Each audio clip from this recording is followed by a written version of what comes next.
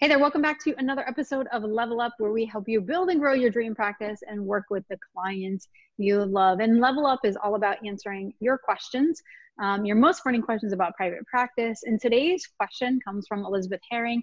And Elizabeth asks us, Kate was the one getting tongue-tied earlier. Yep. I'm getting tongue-tied now. So Elizabeth asks us, what are some unique ways for an art therapist to market? And I really love this question, and we'll dive into why in just a second. But first, we want to say thank you to TherapyNotes for sponsoring this series. If you're in need of an awesome EHR plus telehealth platform, definitely check them out at therapynotes.com. You can use code PPS, as in Private Practice Startup, for your first 2 months for free. I love this question because when you learn, and I'm going to go to kind of sales and marketing on you guys for just a second, but when you learn a lot about sales and marketing, there's a phrase that says, like show, don't tell. And as an art therapist, you have a unique ability to actually show a lot of what you do. So, as an art therapist, you have all these great and amazing projects. So I'm sure that you can demonstrate those on your website, talk about some of these. You can even do something like a little recipe, if you will, on how to do this.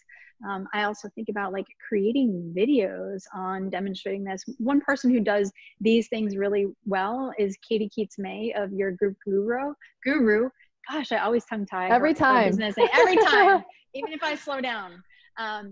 Katie has a really awesome ability to demonstrate a lot of what she does. And so this is really getting people engaged because you're showing them, you're giving them something of value, you're showing them what you do. And as a therapist, most often we can't show what we do. So being an art therapist, you're uniquely positioned to do that.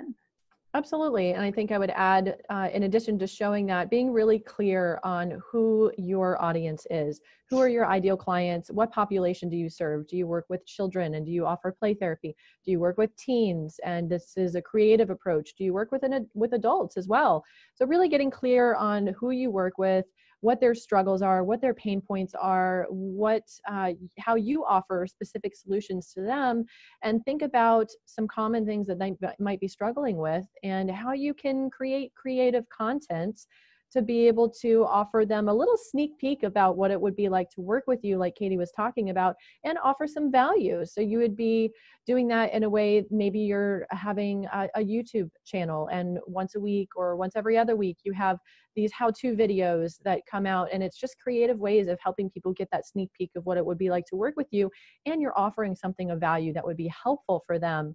And that's something you could post on your website, something that you could blast on social media. So we're talking about a lot of online type marketing, and depending on what audience you work with, there's also some community marketing strategies that you could do as well. And that would be more relationship building in terms of who your ideal referral partners would be, the treatment stakeholders in your community who would be good referral sources for you. So without knowing exactly who you work with, it's kind of hard to pinpoint that. But I just wanted to acknowledge that as well. Kate, I love that you suggest that. And I'm kind of thinking being an art therapist is that you can position yourself in a very different way and offer something very different than just like regular talk therapy. So say, for example, you work with people in recovery, or, and you could even reach out to a substance abuse facility, maybe do a CE and actually do an art project with the staff so that they can really experience that. And then maybe you become one of the referral sources. And I also love that you talk about YouTube. I know during the pandemic, I've seen that parents post about this guy that kind of comes on YouTube once a week and he does a craft or a project with their kids. And the parents really look forward to that because they just have like an hour to themselves or to do something else. And the kids really look forward to that as well. So who knows what can happen with really demonstrating your skill in regards to art. But we really appreciate this question. This was a fun one. Thanks. It was, absolutely. Startup Nation, if you have different questions that we haven't answered yet, we would love to be able to answer them in our Level Up series. Look for the Ask Us post every Tuesday in our Facebook group, and we will see you there.